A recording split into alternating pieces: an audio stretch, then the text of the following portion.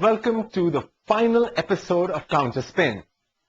Now, the earthquake in Haiti has been covered by just about every television channel in the world, and the print and the web-based media and blogs have been inundated with stories about the suffering of the Haitian people.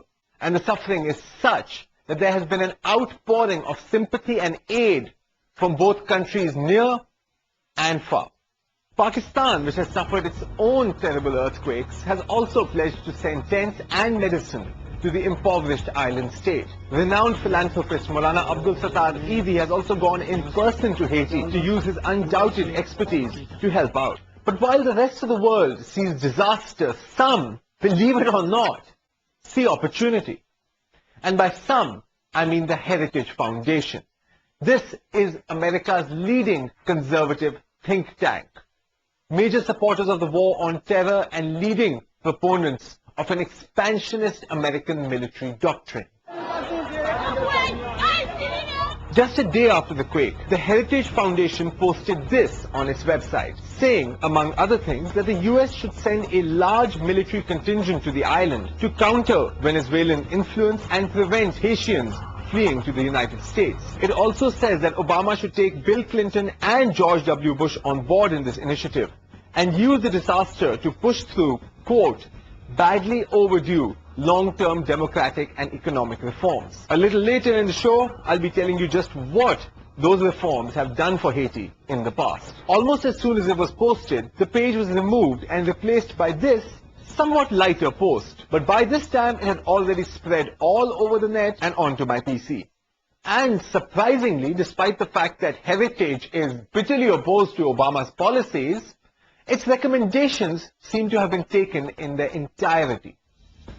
Obama did promptly take both Clinton and Bush on board, despite protests from activists that the two had done more than their share to undermine both Haiti's democracy and its economy. And, as recommended, the US response to the Haitian earthquake was almost entirely military. While Cuban and Venezuelan doctors were on the ground helping people, the US was still conducting surveillance flights to obtain aerial photos, which were already available through satellite. And while Obama staged photo ops, China, hardly Haiti's next-door neighbor, had already landed a plane full of supplies. And a 37-member team all the way from Iceland was already pulling survivors from the debris. When the US did finally send in the planes, helicopters and ships, they weren't loaded with relief goods, but with thousands of troops and armored vehicles. US Special Forces seized control of Haiti's port and only airport, effectively blocking access to much-needed relief goods carried by plane. A Caribbean community plane carrying heads of state and technical experts could not land. A plane carrying a full hospital and staff belonging to Doctors Without Frontiers was also turned away, not once, not twice, but 3 times. And these are only 2 examples out of dozens. Jari Emanuel, who works for the World Food Program, had this to say: there are 200 flights going in and out every day, which is an incredible amount for a country like Haiti. But most of those flights are for the United States military. Their priorities are to secure the country.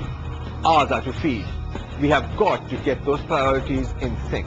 Even a retired US general who headed Hurricane Katrina relief efforts says the response was far too slow and far too militarized. So if that's what voices from across the world and within the United States are saying, well, no prizes for guessing what the United States' main South American opponent, Hugo Chavez, is going to have to say about this. We're going to look at that after this break. Welcome back. Now, for this gentleman up here on the screen over here, Venezuelan President Hugo Chavez, there's absolutely no ambiguity over what the United States is trying to do. Chavez says it is nothing short of occupation. Señor Obama, mande hospitales de campaña en vez de mandar tantos soldados, para que un poco de soldados con ametrallador y fusil. Médicos, enfermeras, enfermeros, hospitales, equipos médicos, generosamente. No, más rápido no corre. Y yo no sé hasta dónde Obama se está dando cuenta de eso. ¿Por qué mandar 3.000 soldados? Y además uno no los ve en las calles. Que estén, por ejemplo, recogiendo cadáveres con protección adecuada, ¿verdad? para identificarlos, que estén buscando heridos. Uno no los ve, yo no he visto ni uno.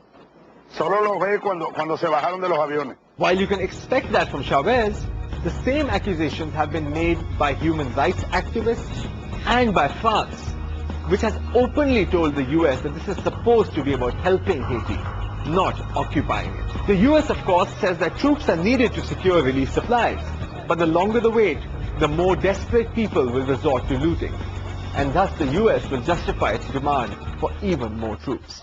It's unfortunate that Haiti, in its few centuries of existence as an independent state, has suffered more calamity, both man-made and natural, than most states suffer in 1,000 years.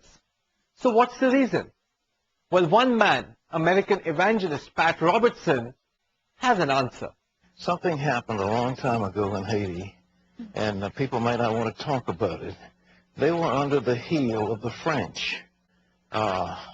You know, Napoleon III and whatever.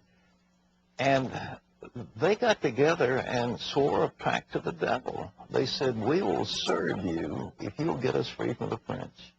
True story.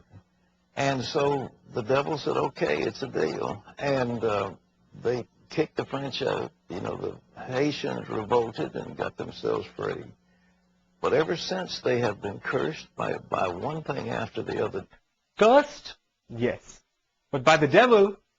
No. We're now going to take a look at the real and very politically incorrect history of Haiti. It's known as the poorest nation in the Western Hemisphere, but perhaps the better title would be the most plundered. Black slaves imported by France turned Haiti into a gold mine. In 1776, it was generating more revenue than all 13 North American colonies combined. This wealth came at a cost. The cruelty of the French masters was such that 1/3 of all slaves brought to the island died within 3 years of their arrival. In 1804, the slaves of Haiti won their freedom after a revolution that lasted for 12 years. It was the only example of an enslaved people breaking their chains and militarily defeating a powerful colonial power. But freedom came at a terrible cost. French ships circled the island, demanding millions of francs to prevent the island from being attacked. The slave masters, said France, had to be compensated in gold. Meanwhile, the United States, with its thriving slave industry, balked at the creation of an independent black nation so close to home and imposed its own set of embargoes.